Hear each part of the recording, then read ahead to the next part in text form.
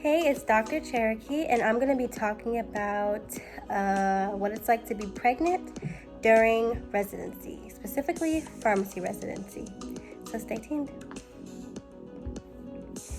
Hey, you all, thanks for coming back to my channel, my videos. So I decided to make this video because when I was on YouTube looking around, I didn't see much about pregnancy during residency.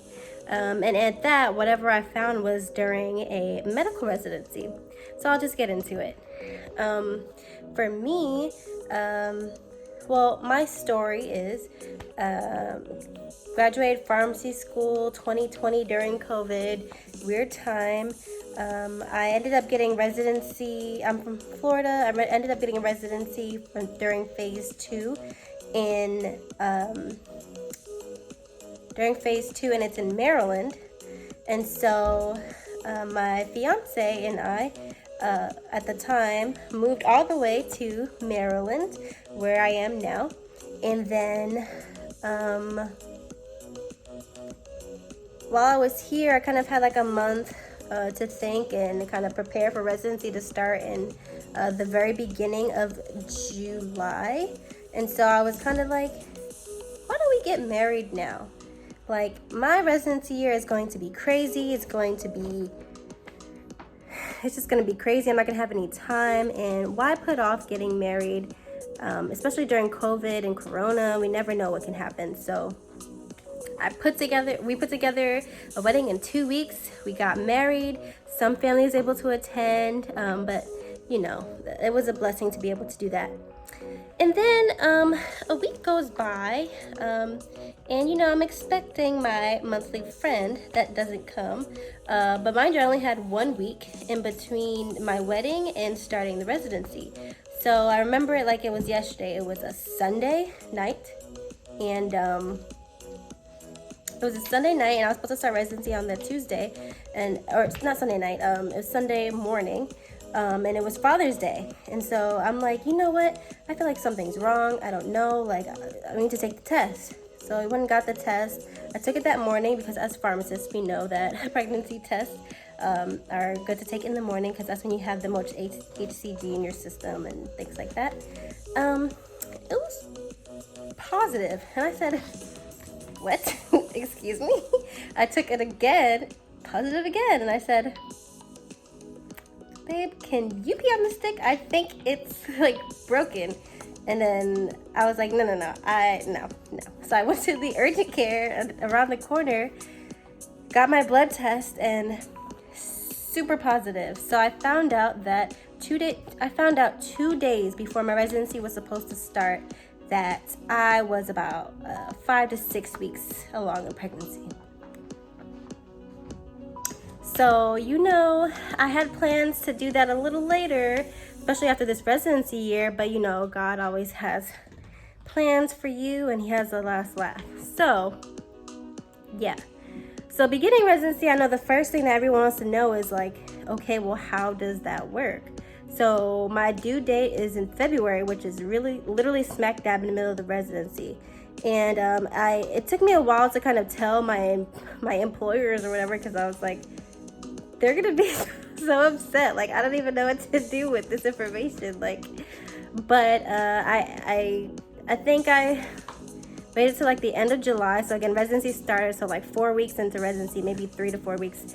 I told my residency program director, residency coordinator, because we were already having lunch, and you know, we went from there. And then from there, I found out that that just entails that whatever maternity leave I have, which because it's not the full like 2-3 months or whatever that you get if you've been employed with a company for a while and you have that benefit. Because I'm technically a new hire, I only get 4 to 6 weeks, and that depends on if it's a natural birth or cesarean birth.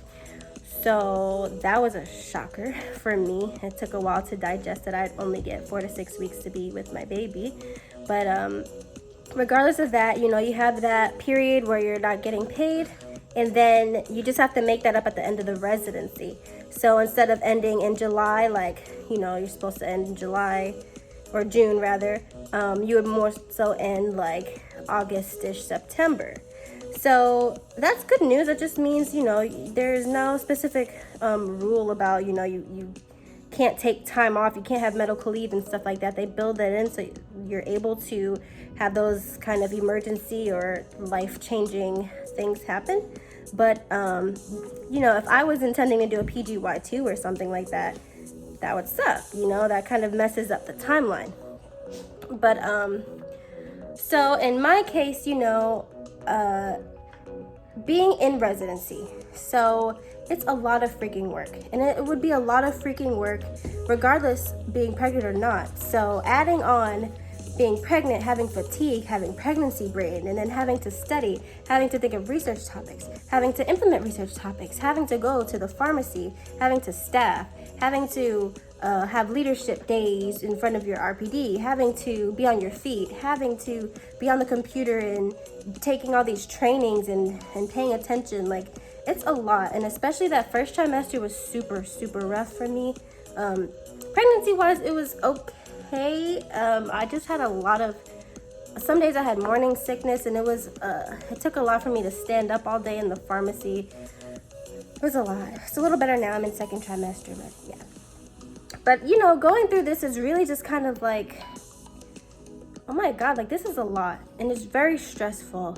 And there are times where I definitely was kind of like, is this worth it right now? Like, is this the quality of life I want? Am I too stressed out for my baby? Like, I don't want to put all that on my child. At the end of the day, I have to remember, why am I doing residency? I really want to be a community pharmacist. And so in pharmacy school, I just didn't get that experience. Every time I tried to apply for a retail, be a tech or something, none of the positions were open. It was super saturated. I never got the chance. So all of my interactions were medication therapy management, call center, which is great clinical wise and being able to talk to patients and knowing that side of things. But it was not great, being able to staff and work in a pharmacy. So if I got a job at a big retail chain somewhere and they said, okay, go ahead, or can you be a manager? Can you do this? I wasn't confident in my ability to do that. So that's why I'm doing residency, which will give me like 3 to 5 years of experience wrapped up in 1 year. So I have to remember that is going to be beneficial for my child in the future. Me being able to have a job, know what I'm doing, feeling confident, and being happy with what I'm doing in the residency. Now, with COVID and stuff like that happening, the things I was kind of looking forward to within the residency, a lot of them are not able to happen, or they're different, and it's telehealth. It's not in person with patients anymore. Some of the research topics I was interested in maybe trying to do are not really possible because you can't really be around patients. So you have to kind of find a project that's not too involved with patients, even though it has to do with patients. Hard to explain, but some of the things I was excited about for this residency are no longer a thing. And so coupling that with already feeling stressed out and burnt out, it made it really hard. I will not lie to you.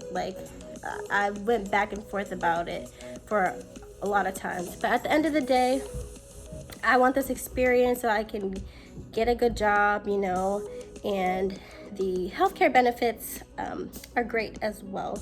My baby I'm getting great OB care, and my baby will be born in a very nice hospital. So, that doesn't hurt either.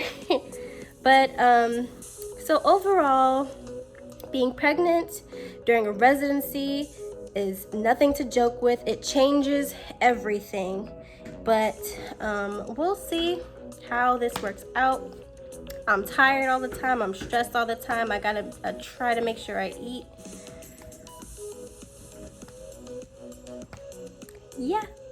So, but I do have the option of finishing residency, taking those 4 weeks off.